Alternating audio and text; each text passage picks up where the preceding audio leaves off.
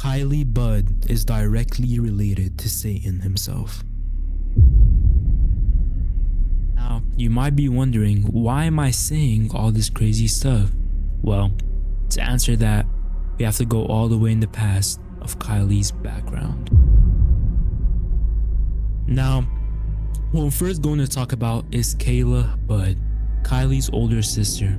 She was a normal kid growing up, trying to be an influencer, posting YouTube vids in early 2019 about her makeup routines, trying to make it out. Now, this is all nice and normal until it's not.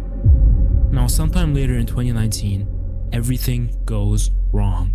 For some reason, Kayla was kicked out because of her dad, which there is no proven reason for, but I theorize it's because she was R-worded and her dad was blaming her for it, which is never okay, and it sucks for anyone who has to go through that, and I hope she got justice in the end for it.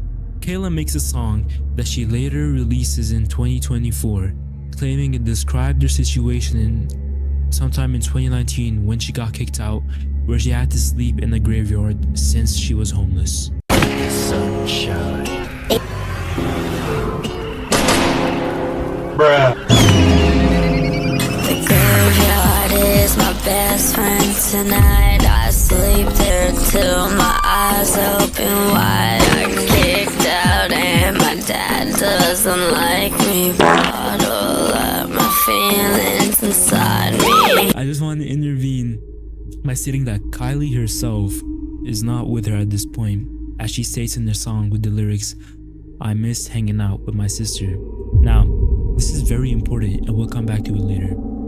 So at this point, what we know is that at some point in 2019, Kyliebud's older sister, is kicked out by her dad that she also claims doesn't like her in the song.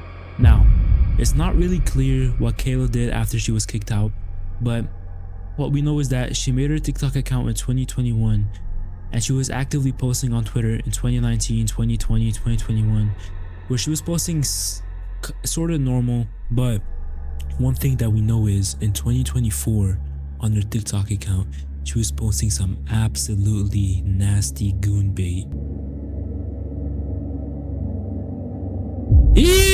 So at this point, it's safe to assume that we know what she was doing when she was homeless, which I later confirmed with this screenshot from her Twitter posted in 2020. Now, you're probably wondering what this has to do with Kylie.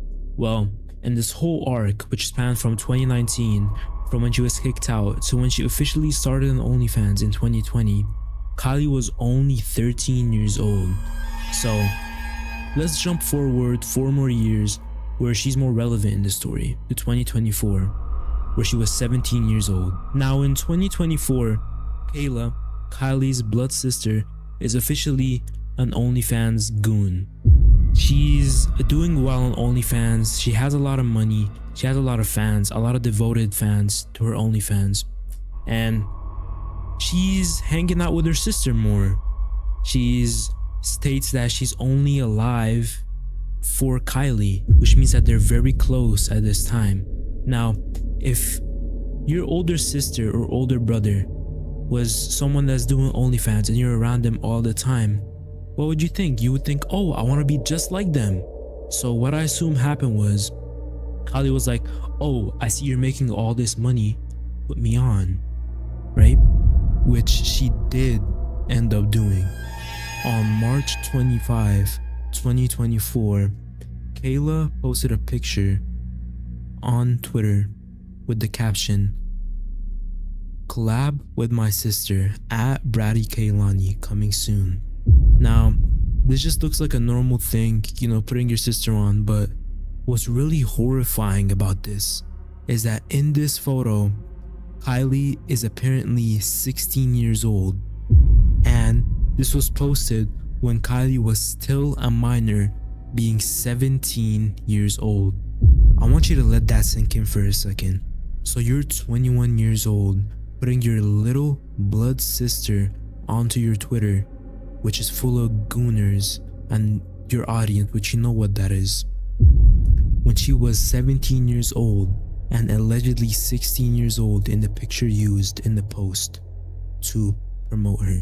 On On April 13th, 2024, Kylie then goes to post her first post on her Twitter, which is her posting up with her sister and another random Asian ABG OnlyFans model probably, where she's only 5 days into being 18 years old, where she begins her Findom career.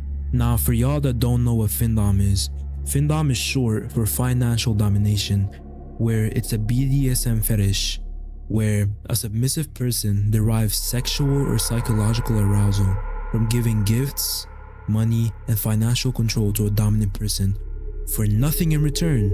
Now, this might all seem nice and easy. She's basically hitting the meanest lick on all these horny old men, right? But her doing this actually has a great psychological effect on her mind, being that it gives such an intense ego boost where you feel that nothing can stop you because you're making what, 30, 40,000 a month doing what? Recording yourself singing along to Yeet?